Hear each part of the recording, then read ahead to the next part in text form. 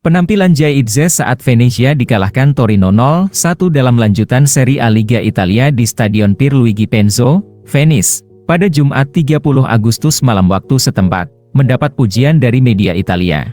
Tutto Venezia Sport menilai bahwa Itzes tampil impresif meskipun timnya harus menelan kekalahan. Bek berusia 24 tahun tersebut dianggap solid dalam menjaga pertahanan Venezia, jarang terkalahkan dalam duel, dan mampu memberikan penyelesaian akhir yang baik. Dalam ulasannya, Tutto Venezia Sport memberikan nilai 6,5 untuk performa Jay Itzes, yang hanya berada di bawah Nicolosi Caviglia, satu-satunya pemain Venezia yang mendapatkan nilai lebih baik, yaitu 7.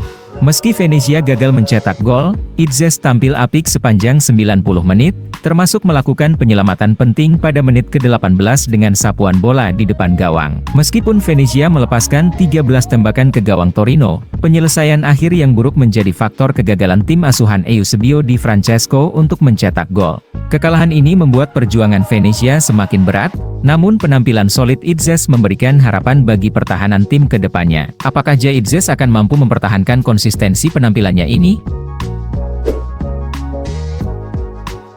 Bek kiri timnas Indonesia, Kelvin Verdong, resmi memperpanjang kontraknya dengan NEC Nijmegen hingga tahun 2028. Verdong, yang bergabung kembali dengan NEC dari klub Portugal Famalicão pada Juli 2022, memperpanjang kontraknya 3 tahun setelah masa kontrak sebelumnya.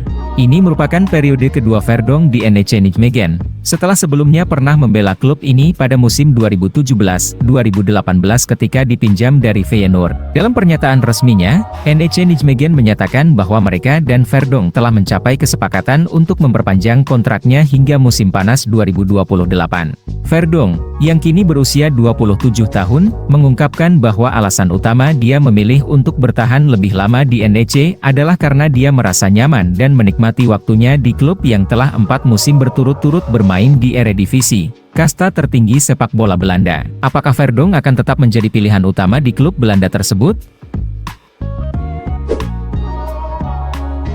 Klub Italia Como, yang dimiliki oleh orang Indonesia, menghadapi kendala dalam upaya mereka untuk merekrut Kevin Dix, pemain keturunan Indonesia yang saat ini bermain untuk FC Copenhagen di Denmark. Dikabarkan juga menjadi target dari klub asal Jerman, yang bisa mengganggu rencana Como untuk mendatangkannya. Menurut laporan dari jurnalis Gianluca Di Marzio, Como sebenarnya sudah mencapai kesepakatan pribadi dengan Kevin Dix dan siap menebusnya dengan harga sekitar 5 juta euro. Transfer tersebut awalnya diprediksi akan selesai dalam beberapa hari setelah kesepakatan awal tercapai pada awal Agustus.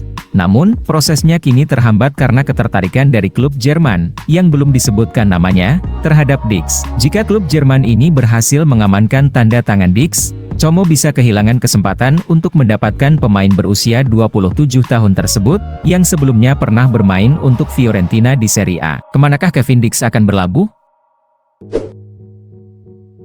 Tom Haye, gelandang serang timnas Indonesia yang dikenal dengan julukan Profesor, masih belum menemukan klub baru setelah resmi berpisah dengan SC Heerenveen pada awal Juli. Situasi ini membuat masa depan Haye di dunia sepak bola tetap menjadi misteri.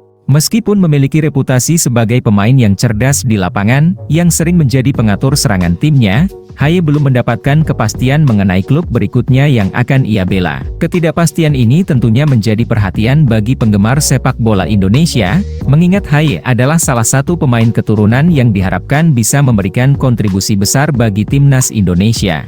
Dengan jendela transfer yang akan segera ditutup, keputusan mengenai masa depannya menjadi semakin mendesak. Banyak yang menantikan langkah selanjutnya dalam karir Haye. Apakah ia akan tetap bermain di Eropa atau mungkin mencoba peruntungan di liga lain? Kemanakah Tom Haye akan berkarir selanjutnya?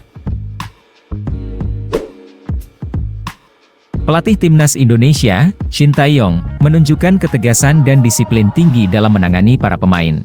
Ia pernah mengusir 10 hingga 12 pemain timnas Indonesia karena berbagai pelanggaran disiplin, termasuk telat datang hingga berbohong. Salah satu insiden yang paling menyakitkan adalah ketika seorang pemain mengaku bahwa kakeknya meninggal dunia, namun ternyata hal tersebut tidak benar.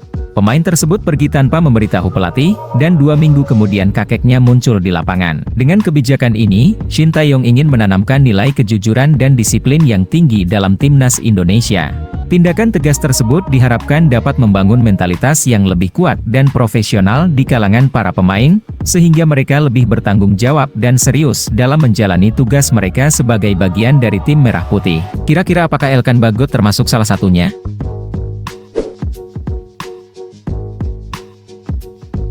Terima kasih telah menonton video ini, jangan lupa memberi komentar di bawah, komentar terbaik akan ditampilkan di video selanjutnya.